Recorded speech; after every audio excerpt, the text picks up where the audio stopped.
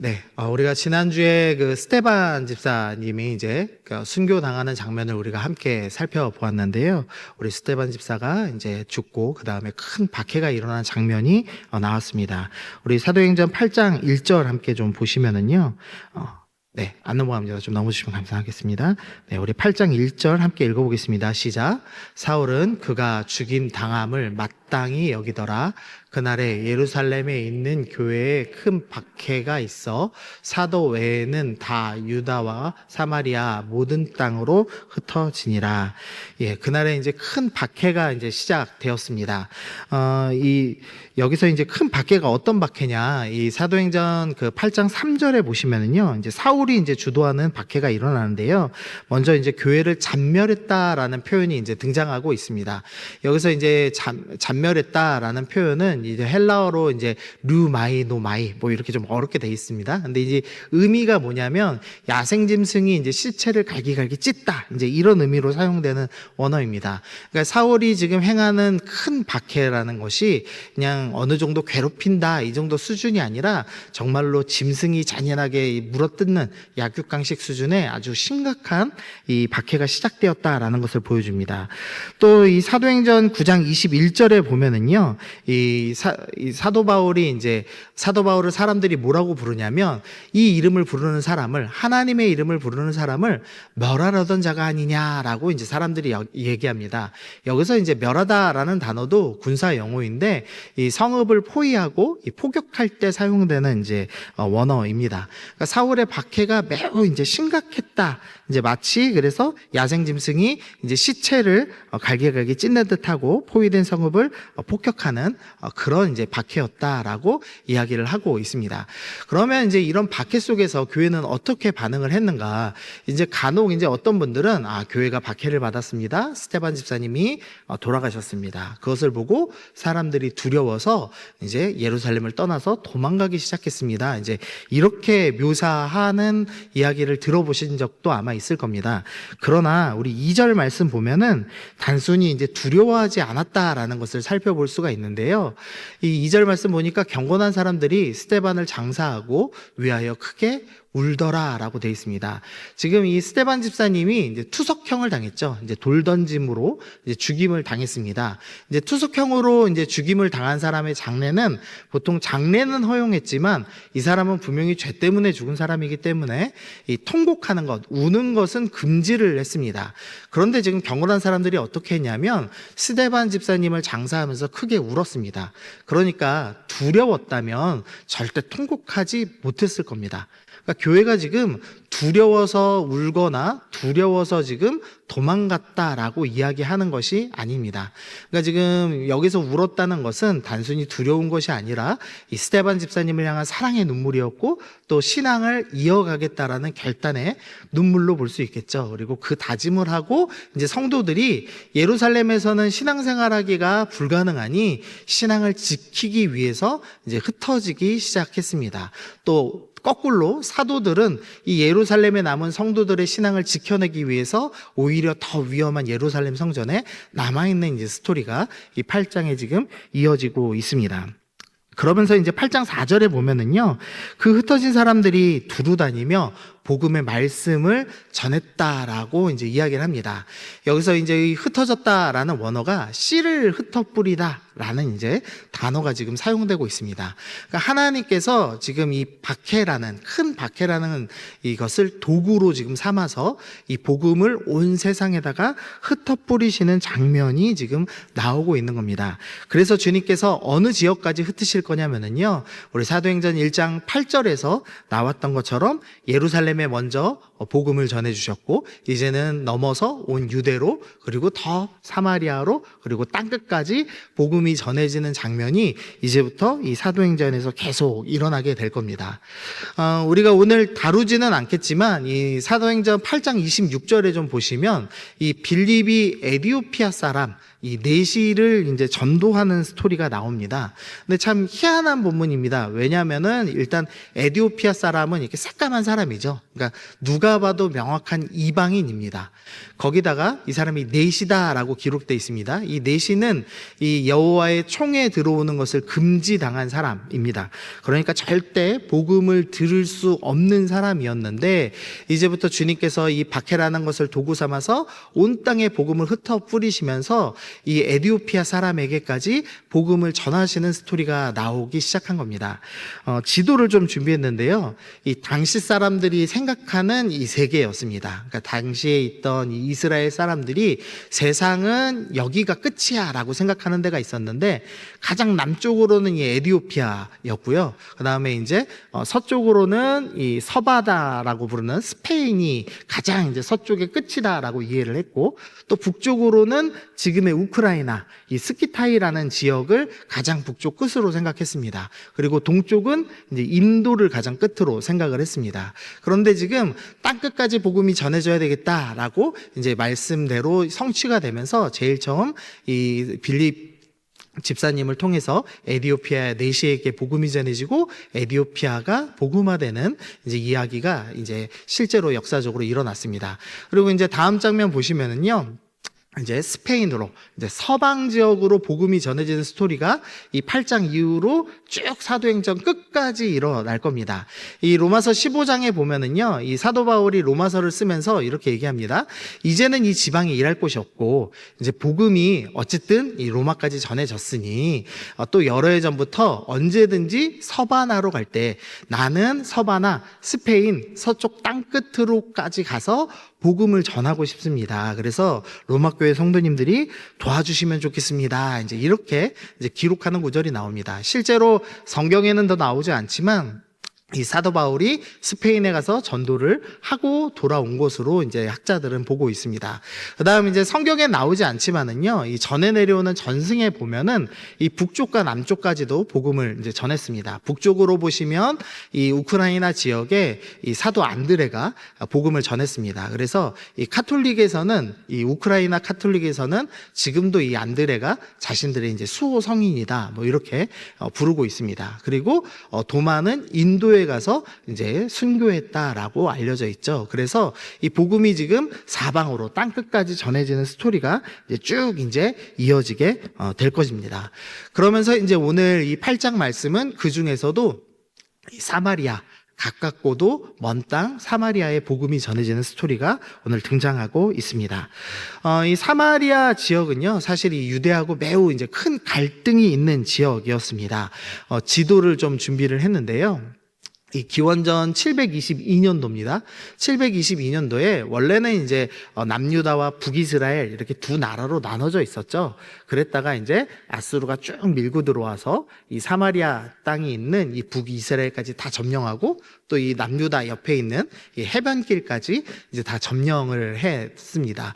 그리고 나서 이제 어떤 일을 하냐면은요, 이 열왕기하 17장 24절에 보니까 이 민족을 섞는 스토리가 나옵니다. 아수르라는 나라는 이 당시에 이 사람들을 이 북이스라엘을 정복했다. 그럼 북이스라엘 사람들을 이 다른 나라 땅에다 옮기고 다른 나라의 사람들을 북이스라엘에다 놔서 민족을 섞어버렸습니다. 민족끼리 섞이면 아마도 반란을 못 일으킬 것이다. 이제 이렇게 생각을 했습니다. 그래서 열왕기하 17장 24절 보니까 아수르 왕이 바벨론과 구다와 아와 함막과 스발와임에서 사람을 옮겨다가 이스라엘 자손을 대신하였다라고 하죠. 그래서 사람을 이방인과 강제로 섞었습니다. 이제 통혼을 시킨 것이죠. 그리고 나서 이제 어떤 일이 일어나냐? 26절 보시면은요. 그러므로 어떤 사람이 아수르 왕에게 말하며 하는 스토리가 나오는데 무슨 스토리냐? 이 이방인들이 와서 당연히 자신들이 섬기던 신을 이 북이스라엘 땅 사마리아 지역에서 이방신을 섬겼습니다.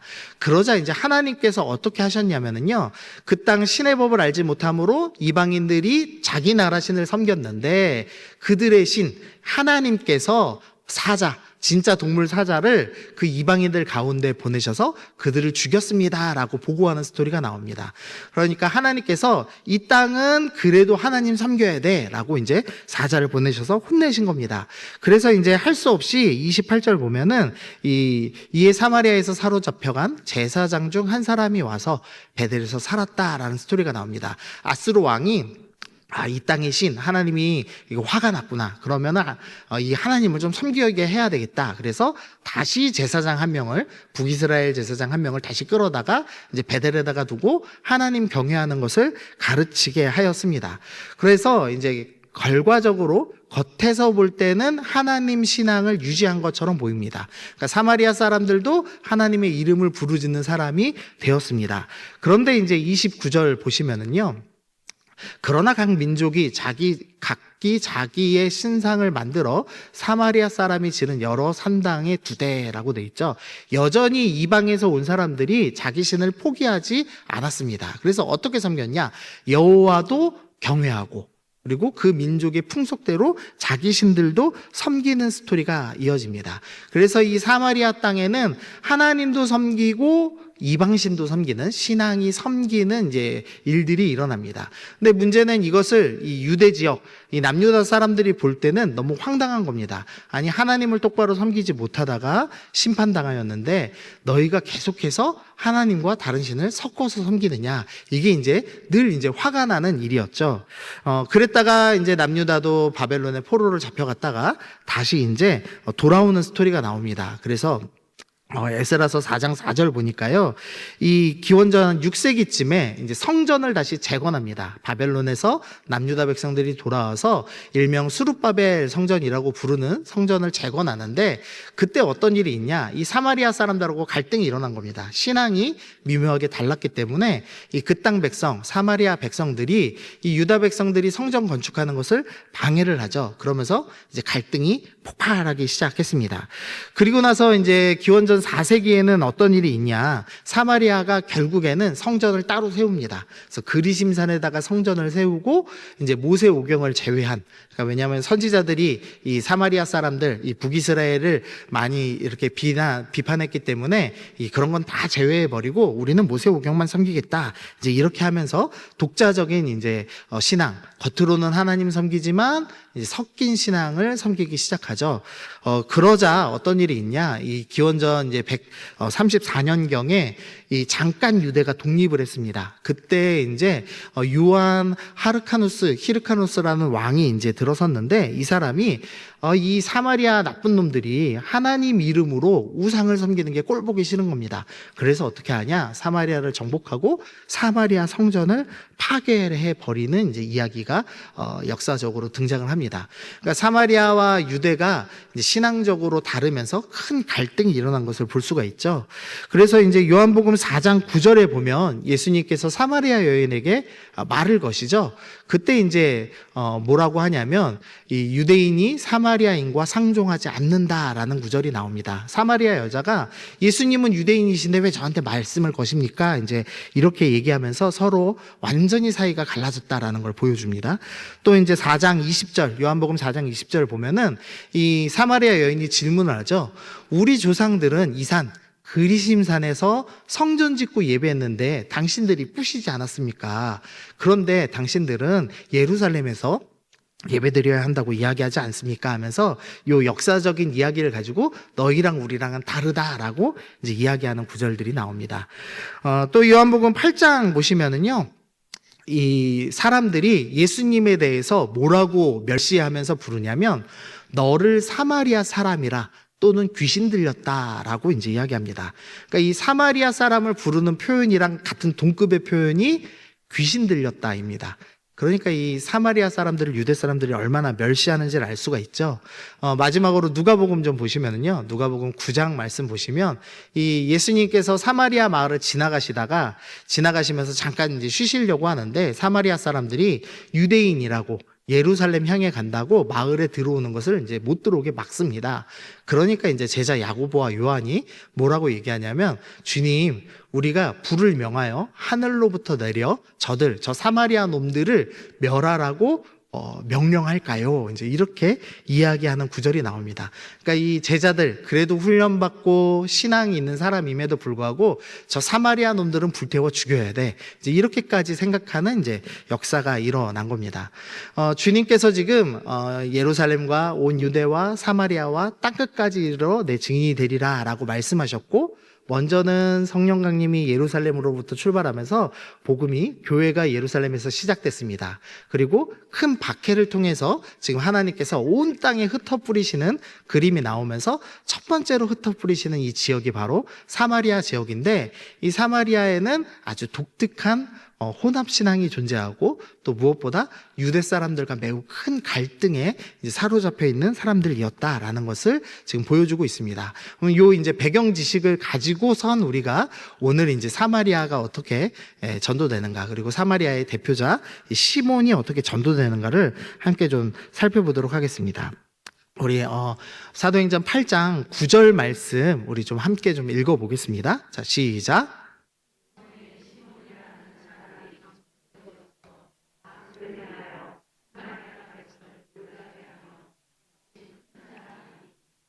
네. 지금 보시니까, 시몬이라는 사람이 이제 이 사마리아에 있습니다. 근데 이 사람은, 마술을 행합니다. 그러니까 하나님 신앙과 다른 모습, 하나님을 믿는 신앙에는 마술 행하는 것이 금지돼 있죠. 그런데 지금 마술을 행하는 마술사 시몬이 소개돼 있습니다. 그 다음에 이제 9절 말씀과 10절 말씀 같이 있는 거 좀 보시면은요, 이 시몬이 마술을 행합니다. 성경은 분명히 마술 행하는 것을 금하고 돌로 쳐 죽여야 되죠. 근데 이 사람이 마술을 행하면서 스스로 자칭 큰 자다라고 이야기하고, 이 사마리아 사람들은 뭐라고 얘기하냐면요, 낮은 사람부터 높은 사람까지 사마리아 사람들이 다 이 시몬을 향해서 크다 일컫는 하나님의 능력이라 라고 하면서, 이 마술사 시몬이 행하는 마술 능력은 하나님의 능력이야 라고 얘기하면서, 이 잘못된 미신이나 신앙 형태가 하나님을 섬기는 것으로 생각하는 신앙이 섞인 것처럼 보이는 이 사람이 지금 등장을 하고 있습니다. 10절 말씀만 있는 거 보시면은요, 이 시몬은 지금 하나님의 능력을 행하는 사람이라고 불립니다. 그러니까 겉으로는 지금 신앙인처럼 보이는 사람이었습니다. 12절 한번 보시면은요, 이 신앙인처럼 보이던 시몬, 이 마술로 큰 능력을 행하던 시몬이요, 빌립을 만났습니다. 근데 빌립이 이제 전도하면서 복음을 전하는데 큰 능력이 일어납니다. 귀신이 쫓겨나가고 병자가 낫는 스토리가 이제 이어지죠. 그러자 이제 13절 보니까 시몬도 믿습니다. 그리고 세례도 받습니다. 그리고 전심으로 빌립을 따라다니고, 또 빌립이 행하는 표적과 큰 능력을 보고 놀라는 스토리가 나옵니다. 이 빌립이 기적을 행할 때 시몬이 이 빌립을 대적하는 마음, 내가 큰 자였는데 이 빌립이 나타나서 내가 좀 불편하다, 이랬으면 이제 놀라지 않았겠죠. 오히려 대적했겠죠. 그런데 시몬은 자기가 행하는 것이 하나님의 일이라고 생각했습니다. 그래서 빌립도 하나님 일 행하네, 나보다 더 큰 일을 행하네, 그러면서 믿고 세례도 받고 전심으로 따라다니고 감탄하는 이제 스토리들이 나오는 겁니다. 그러니까 시몬은 분명히 지금 신앙인의 모습처럼 보이는 겁니다. 여러분도 신앙인이시죠? 네, 아멘이시죠? 여러분도 교회에 나오시고 찬양을 부르시고 주님이 어떤 일을 행하시면 기뻐하시고, 맞죠? 교회에서 뭐 하라고 하면 전심으로 따라다니며 일을 행하시고, 여러분도 분명히 지금 신앙인의 모습을 가지신 분들입니다. 그런데 이 뒤에 시몬이 신앙인이 아닌 듯한 모습을 보여주고 있습니다. 그러면 이제 오늘 우리가 좀 살펴보고 싶은 건, 나는 혹시 그런 좀 비신앙인을 갖고 있지는 않나? 이걸 좀 살펴보려고 합니다. 먼저요, 이 14절 말씀부터 좀 보시면은요, 제가 제목을 좀 붙여놨습니다. 성령 강림 지연 사건이라는 독특한 사건이 하나 일어납니다. 원래 이제 사도행전 2장에서 사도 베드로가 이제 설교를 하죠. 너희가 회개하고 세례를 받고 성령을 받으라라고 말씀합니다. 그리고 회개하고 세례 받고 성령님이 강림하시는 사건이 이제 쭉 계속 일어났습니다. 그래서 이 회개, 세례, 성령 강림은 어떻게 분리된 사건이 분명히 아니었습니다. 그런데 독특하게 오늘 말씀에서만 이 시점이 조금 떨어지는 것을 볼 수가 있습니다. 쭉 읽어보면은요, 예루살렘에 있는 사도들이 사마리아도 하나님의 말씀을 받았다 함을 듣고 베드로와 요한을 보내매 그들이 내려가서 그들을 위하여 성령 받기를 기도하니 이는 아직 한 사람에게도 성령 내리신 일이 없고 오직 주 예수의 이름으로 세례만 받을 뿐이라 라는 구절이 있습니다. 지금 독특하게 빌립을 통해서 예수 그리스도가 전해지고 또 많은 사람들이 귀신이 내어쫓김과 병고침을 다 경험했습니다. 그럼에도 불구하고 성령이 내리시는 일이 없는 독특한 성령 강림이 지연되는 사건이 일어납니다. 그래서 이제 예루살렘 교회에서 베드로와 요한을 보내서 이 안수하죠. 그러니까 이제 성령 받는 스토리가 나옵니다. 그리고 나서 이 장면을 본 이제 시몬이 이제 18절에서 이 이야기를 합니다. 시몬이 사도들이 안수하여서 성령 받는 것을 보고 돈을 들여 이르되 이 권능을 내게도 주어 누구든지 내가 안수하는 사람은 성령을 받게 하여 주소서라고 이야기하고 있습니다. 지금 시몬이 돈으로 이 성령을 내리는 성령의 능력을, 권능을 지금 돈으로 사려는 지금 장면을 보여주고 있는 겁니다. 이 시몬은 지금 영적인 것을 돈으로 바꿀 수 있다라는 황금 만능주의에 빠져 있다라는 것을 볼 수가 있습니다. 이 영어로요, 이 시몬이라는 이제 단어가 있는데 성직을 매매하다. 그러니까 목사 자리 할 때 돈 100만 원 주고 목사가 된다. 뭐 이런 식으로 성직을 사고 파는 것을 의미하는 단어인데 그 단어의 기원이 이 시몬의 이름이 되었습니다. 그러니까 이 시몬은 신앙인처럼 보였지만 한 가지 이 분명한 잘못이 있는데 영적인 것을 돈으로 살 수도 있고 팔 수도 있고 돈으로 신앙을 드러낼 수 있다라는 아주 잘못된 이제 신앙을 갖고 있다라는 것을 먼저 보여줍니다. 두 번째로요.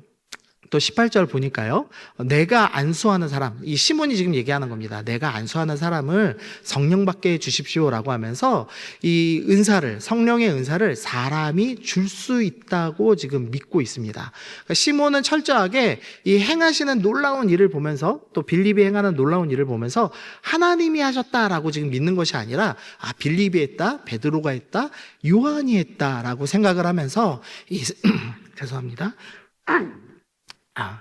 사람이나 능력에 집중하는 이제 잘못된 신앙을 지금 보이고 있는 겁니다. 지금 성령께서 강림하시는 것을 잠깐 지원하는 독특한 사건이 일어났는데요. 만약에 시몬 입장에서 보실 때 빌립이 세례를 줬더니 성령이 바로 일어났습니다. 그러면은 이 비신앙, 이 하나님 신앙과 세상 신앙이 짬뽕돼서 살고 있는 사마리아 사람들이 볼 때, 와, 빌립은 마술사 시몬보다 더 큰 자야 라고 생각하면서 빌립 숭배가 일어났을 겁니다.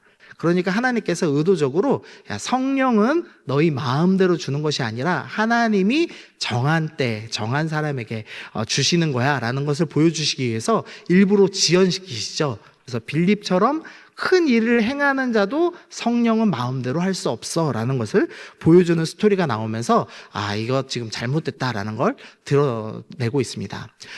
또 시몬이요, 뭐라고 얘기했냐면 그 권능을 나한테도 좀 주십시오. 그러면 내가 이제부터 큰 능력을 행하겠습니다 라고 이야기를 합니다.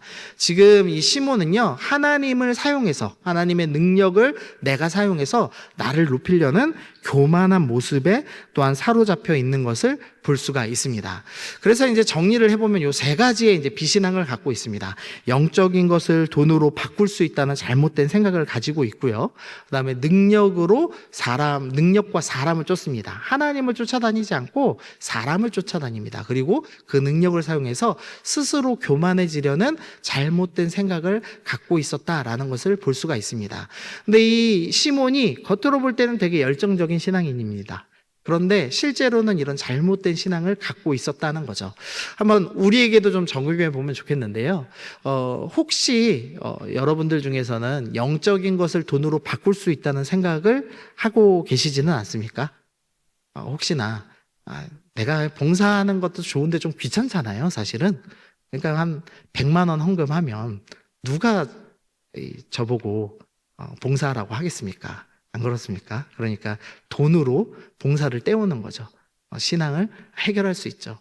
뭐 저희 교회는 안 그렇지만 뭐 다른 교회 같은 경우는 직분을 돈 주고 사듯이 하는 경우가 있죠. 안수 집사 될 때는 100만 원, 장로가 될 때는 300만 원을 헌금해야 된다고 하더라고요. 혹시 여기 권사님들도 좀 돈 좀 내고 되신 분 계신가요? 여기는 없으시죠? 근데 이제 우리 안에 그런 이 영적인 것을 돈으로 바꿀 수 있다는 잘못된 생각들이 은근히 많습니다. 심지어는 이런 경우도 있습니다. 예를 들면 우리가 전도를 하죠. 전도를 하는데, 야, 이거 전도해봐야, 이 지역 사람들 와봐야 헌금 얼마나 되겠냐. 죽전에 하지 말고, 이왕이면은 죽전 경계선을 넘어서 분당에서 전도하면 더 낫지 않겠냐.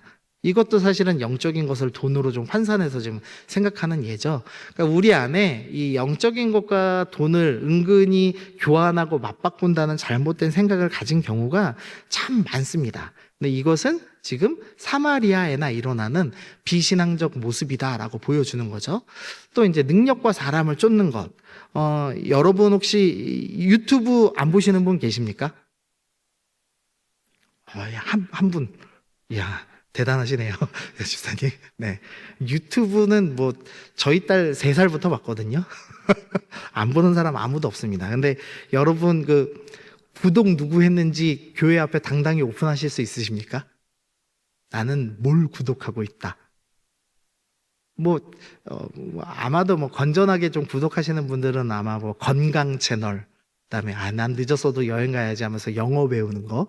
저희 어머니가 딱 그러세요. 영어 구독하고 계시고 운동하는 거 구독하고 계시고. 근데 여러분 혹시 구독하는 분들 중에 어떤 목사님 구독하고 계십니까? 좀 능력 있는 분들 구독하고 계시지 않으세요? 혹시나? 제가 제일 슬픈 일 중에 하나가 뭐냐면 이렇게 교회에서 가끔 이렇게 급하게 이제 병에 걸리시는 분들이 꼭 있죠. 우리 살면서. 근데 급하게 병에 걸리시면 교회를 안 나오세요. 아니, 오히려 나와서 기도를 해야 될 것 같은데 왜 안 나오시지? 하면은 이제 신방해 보잖아요. 전화를. 그러면은, 다른 교회를 다니십니다. 제가 김해에 있을 때 어떤 분이 갑자기 교회를 안 나오시는 거예요. 그래서 왜 그러나 봤더니 암에 걸리셨어요. 암에 걸리셨으면 교회를 더 나와야지 하는데 전화해서 물어봤더니 자기가 경기도에서 교회를 다닌답니다. 제가 당황했습니다. 직장이 김해고 집도 김해인데 교회는 경기도에 다니신대요. 그래서 왜 거기까지 가세요? 했더니 경기도에 암을 낫게 하는 영험한 목사님이 계세요. 그래서 거기로 지금 다니신다고 하더라고요. 근데 그분이 병원에 갈 필요가 없다. 기도만 하면 낫는다. 이래서 병원을 안 가셨습니다. 한 9개월 동안. 암 초기에 잡는 걸 놓쳤어요. 근데 우리가 은근히 그런 거 쫓으시는 분들 있죠. 제가 제일 안타까웠던 건 뭐냐면 그거를 정말 신실한 권사님이 알려주셨습니다. 내가 구독하는 요 채널인데 그 목사님이 그렇게 병을 잘 고치신대 이러면서 추천을 해줘서 가셨습니다. 혹시 여러분 그렇게 추천하시는 분 계십니까? 네, 계시면 회개하셔야 됩니다. 네, 우리가 믿는 것은 능력이나 사람이 아니고요. 우리는 하나님을 믿죠. 하나님께서는 목사를 통해서 말씀하시는 거지 목사가 중요한 거 하나도 아닙니다. 그러니까 우리는 매일매일 주어지는 하나님의 말씀, 또 주일에 주어지는 그 말씀이 때로는 좀 담백할지도 모르겠어요. 사실 집밥보다 외식이 더 맛있죠. 더 자극적이고. 그러나 계속 외식만 하면은 건강에 문제가 생깁니다. 매주 들리는 말씀 속에서 이 하나님의 말씀을, 하나님의 음성을 스스로 듣는 사람이 되어야 되는데 그걸 놓치고 자꾸 이것저것 세상의 약한 것들 또 이 잘못된 신앙의 형태를 쫓는 모습을 보여주더라는 거죠. 근데 그게 바로 시몬의 비신앙이 바로 이런 성격이 있더라는 겁니다. 그래서 이 모든 것들을 사용해서 뭘 만들어내냐? 교만한 자기를 만들어냅니다. 그래서 시몬이 스스로 자기를 뭐라고 평가하고 있냐면 자칭 큰 자입니다. 우리 교회는 자칭 큰 자 없으시죠? 네. 성석교회는 김 권사님이 그렇게 기도빨이 세대 이런 거 없으시죠? 네. 네, 제가 아직 못 들어봤습니다. 없는 것 같습니다. 근데 간혹 이렇게 자기를 높이려는 교만에 이 사로잡힌 모습을 보여주더라는 겁니다. 자, 보십시오. 시몬은 지금 잘 믿습니다. 능력도 행하고요. 그래서 하나님의 큰 능력이다라고도 이야기하고 또 열심히 빌립하는 사역 다 쫓아다니고 세례도 다 받았습니다. 겉으로 볼 땐 순수하고 열정적인 신앙입니다. 근데 그 열정적인 신앙 속에서는 영적인 것을 돈으로 바꿀 수 있고 하나님이 아니라 능력이나 사람을 쫓고 또 자기를 높이려는 교만의 마음이 숨어져 있는 것입니다. 이것에 대해서 이제 베드로가 책망하기 시작합니다. 우리 좀 말씀은 길지만 우리 쭉 한번 읽어보겠습니다. 자, 시작. 베드로가 이르되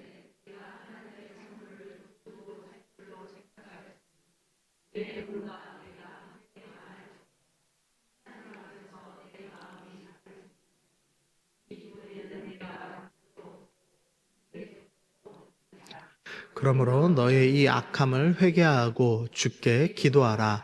혹 마음에 품은 것을 사하여 주시리라. 내가 보니 너는 악독이 가득하며 불의에 매인 바 되었도다. 베드로가 지금 시몬의 신앙을 책망합니다. 뭐라고 책망하냐면 내 은과 함께, 네 돈과 함께 망할 거다. 너는 이 진리에는 관계가 없는 사람이다.